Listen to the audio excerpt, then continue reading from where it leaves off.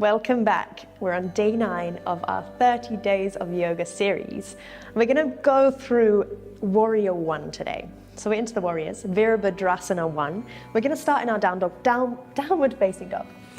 Spread the fingertips wide, send the hips all the way up and back. Come to your lovely downward facing dog. Now from this space, just start to lift the right leg high to the ceiling. Come into a 3-legged dog, and you bring the weight into the left leg. If your heel is all the way up here, so fine, just send energy through the right foot.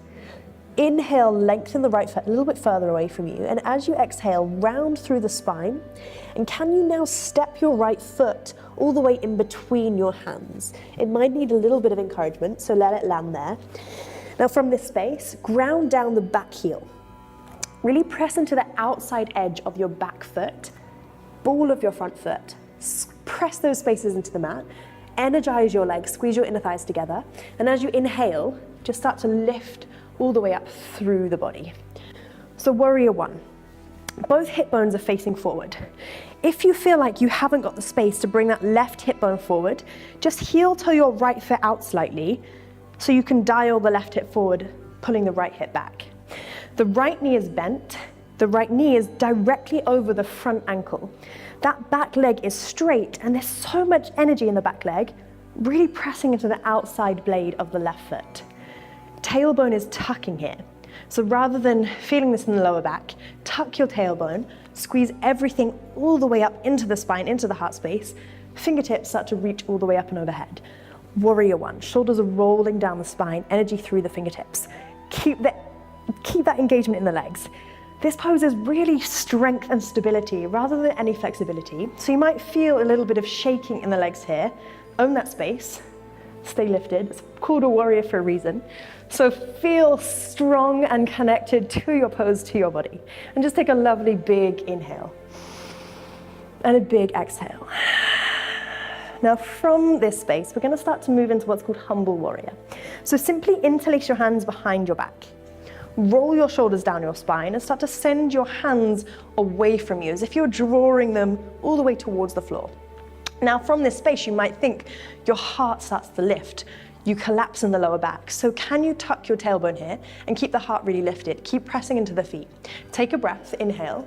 As you exhale, keep the legs exactly where they are. In fact, slightly draw the right hip back and start to bring your heart forward. The feet are so switched on. Coming into our humble warrior, come halfway down. Then take another breath. Inhale, lift the heart slightly. And as you exhale, let the head get heavy now. Coming all the way down, squeeze the shoulder blades together and send the hands all the way up and overhead. The legs are switched on. The right hip is squeezing to the back of your mat. Let the head be as heavy as you can. Release the face, release the neck.